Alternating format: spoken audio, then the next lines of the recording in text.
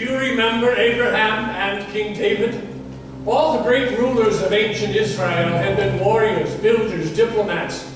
Little wonder that most people imagined that the new king would be the greatest warrior, builder, and diplomat of all. How odd, then, that Jesus seemed indifferent to regime change. His message was, open your heart to God. This unexpected focus, coupled with Jesus' insistence on genuine personal repentance, offended many in Jerusalem's religious establishment.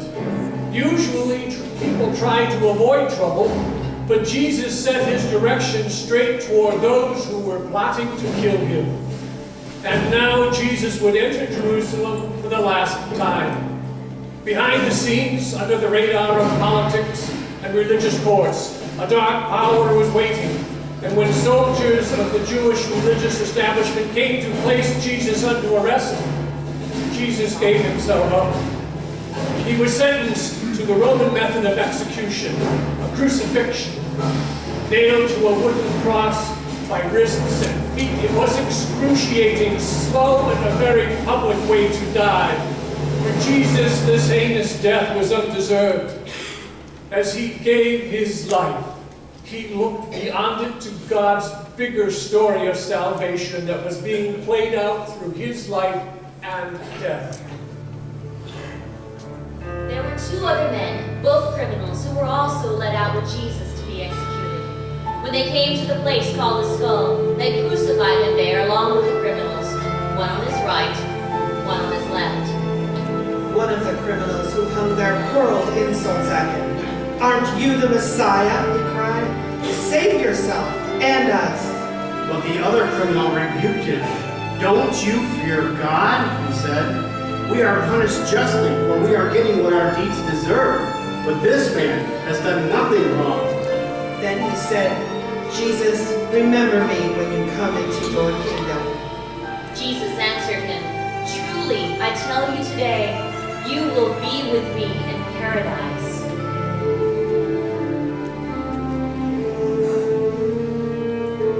My life began like any other man, held beneath a mother's loving gaze. And somewhere between now and then, I've lost the man I could have been. Took everything that wasn't mine to take, but love believes that it is not too late. Only one of us deserves this cross, a suffering that should belong to me. And deep within this man I hate beside is the place where shame and grace collide. And it's beautiful agony that he believes it's not too late for me. This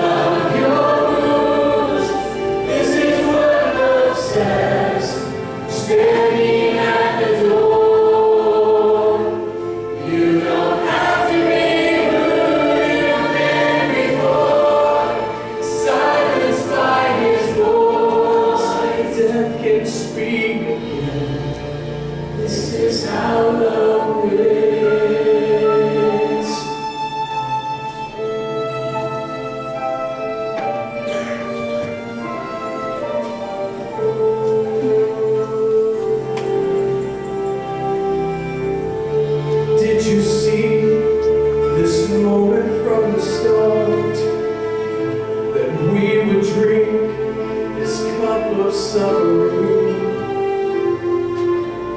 I wonder, did we ever meet?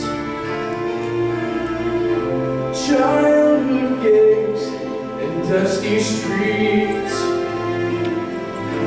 For all my many sorrows and regrets, nothing could compare to just this world.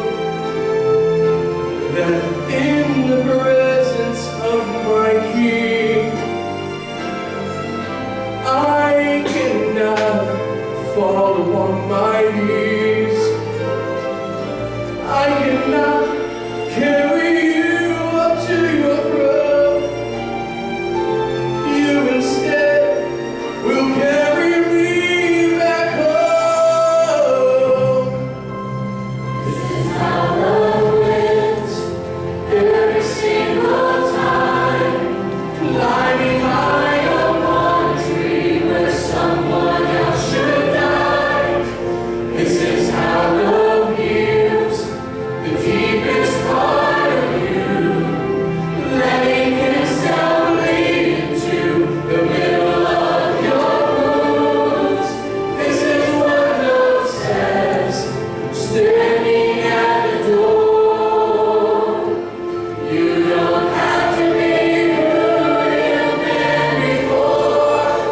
Silenced by his voice, death can speak again. This is how love wins.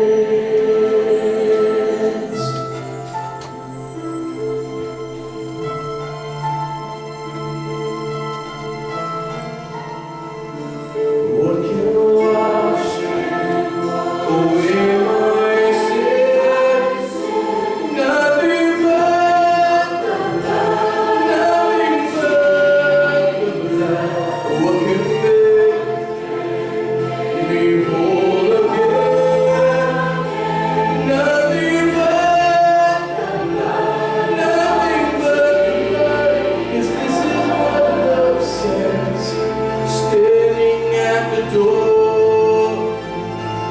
You don't have to be who you've been before.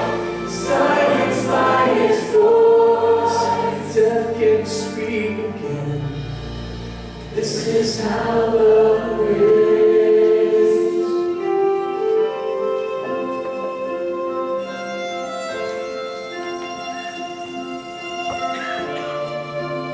This is how love wins.